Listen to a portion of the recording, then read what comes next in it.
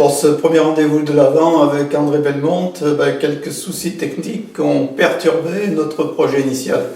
Mais la technique a aussi permis de nous téléporter à l'oratoire Paul Matevet, dans l'espace Gaby Vernet, au quartier du Grand Pont à Rive-des-Gilles.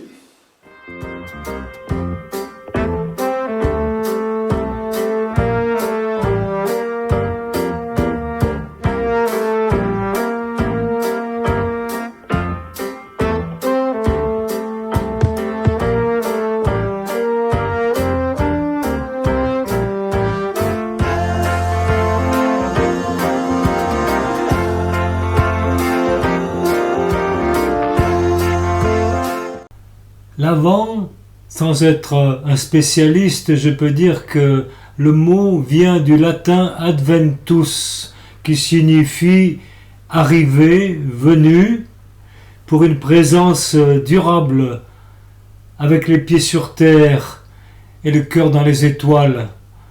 Cet Avent, c'est un chemin qui va nous conduire à la grande lumière de Noël, comme la route du Carême nous conduit à la grande lumière pascale, la résurrection du Seigneur. Ce Seigneur Jésus, Jésus de Nazareth, qui a marché avec des disciples, qu'il a invités à devenir des témoins courageux et joyeux de sa résurrection. L'Avent, c'est un chemin semé d'embûches avec des douleurs à partager avec nos frères et sœurs, mais qui a un sens. L'Avent, c'est aussi l'aventure, car disciples de Jésus, nous sommes invités à le suivre, quitte à porter notre croix, s'il le faut, mais en sachant que l'amour de Dieu, son Père et notre Père, aura le dernier mot. Nous allons marcher pendant 4 semaines pour fêter la nativité du Seigneur Jésus, le petit enfant de Bethléem, que des bergers sont venus contempler, eux qui vivaient en dehors de la ville sainte, au milieu des animaux, des gens qui se croyaient impurs, car c'était l'enseignement du grand prêtre et de son entourage. Ce temps de l'Avent est un temps privilégié pour répondre à l'appel de Dieu, qui est notre Père, et dont l'amour est tout-puissant, et la miséricorde inépuisable. Nous sommes ses enfants bien-aimés. André, nous allons découvrir le poème que tu as écrit, mais avant, peux-tu nous préciser les circonstances qui t'ont inspiré ce texte ? Merci Jacques.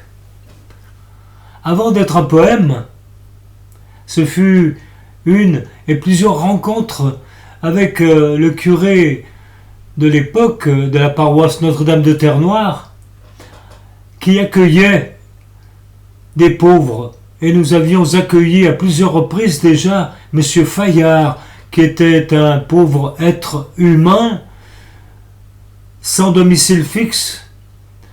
Et ce jour-là, quelques jours avant Noël, avec les enfants du catéchisme, nous l'avons accueilli à notre table.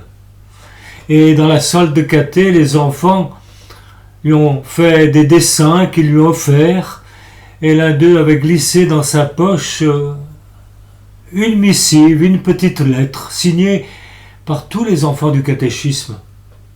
Le temps a passé, et quelques semaines après, nous retrouvions, hélas, M. Fayard, qui s'était donné la mort en se précipitant dans le bassin de Janon. Et dans la poche de M. Fayard, nous découvrions la petite lettre avec des beaux dessins faits par les enfants du catéchisme et un petit mot: Joyeux Noël, M. Fayard. Voilà. Ce poème, je l'avais intitulé dans les années 90, Le trésor des mioches. Il est temps de découvrir de larges extraits du poème proposé par André.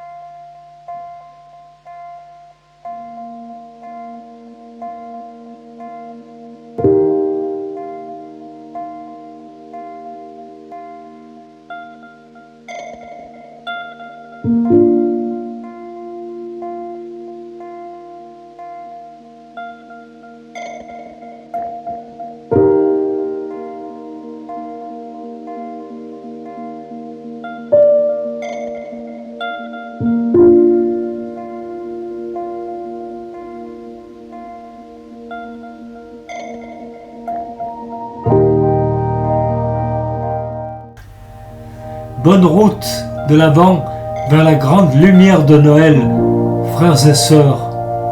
Merci André et bonne semaine à tous.